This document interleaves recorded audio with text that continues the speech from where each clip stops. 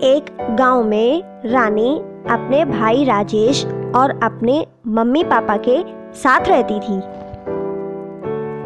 एक दिन रात को रानी जंगल के रास्ते से अपने गांव जा रही थी। तभी रास्ते में उसके दो दोस्त किशोर और राहुल उसे रोक लेते हैं और रानी को पकड़कर एक पेड़ से बांध देते हैं। मुझे छोड़ दो, मुझे घर जाने दो।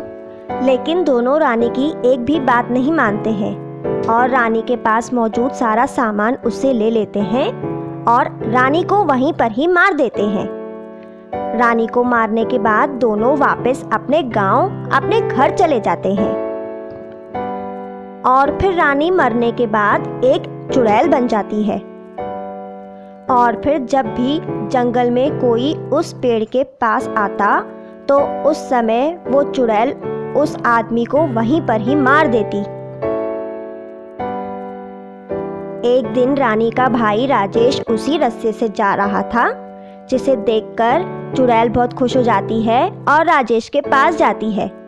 लेकिन राजेश उसे देखकर डर जाता है और अपने मन में हनुमान चालीसा पढ़ने लगता है। जय हनुमान ज्ञान गुण सागर। वो चुड़ैल कहती है, राजेश तुम डरो नहीं, मैं तुम्हें कुछ नहीं करूंगी।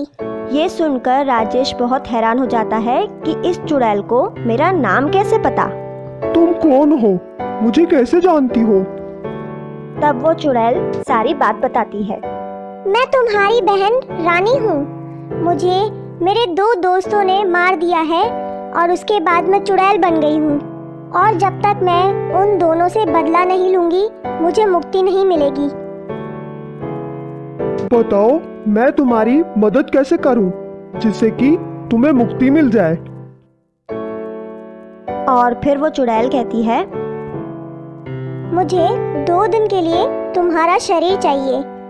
मैं एक नौकरानी बनकर माँ और पापा की सेवा करूंगी और जब तक मैं उन दोनों को मार नहीं देती, मुझे मुक्ति नहीं मिलेगी। और फिर राजेश उस चुड़ैल की बात मान जाता है। ठीक है। और उसके बाद वो चुड़ैल राजेश के शरीर के अंदर चली जाती है।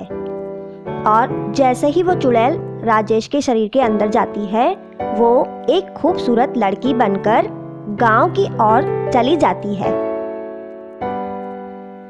और गांव जाकर सबसे पहले वो अपने माँ और पापा के घर जाती है।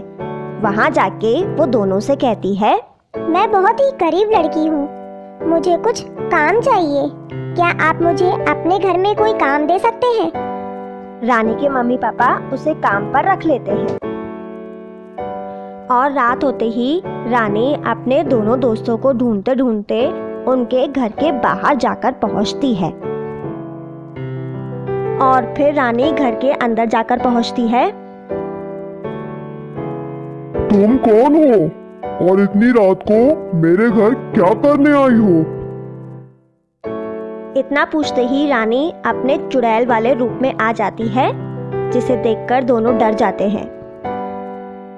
ये तो चुड़ैल है। मैं वही रानी हूँ जिसे तुम दोनों ने जंगल में मार दिया था। और फिर अपना बदला लेने के लिए रानी दोनों को वहीं पर मार देती है। और फिर 2 दिन तक अपने घर नौकरानी बनकर माँ और पापा दोनों की सेवा करती है।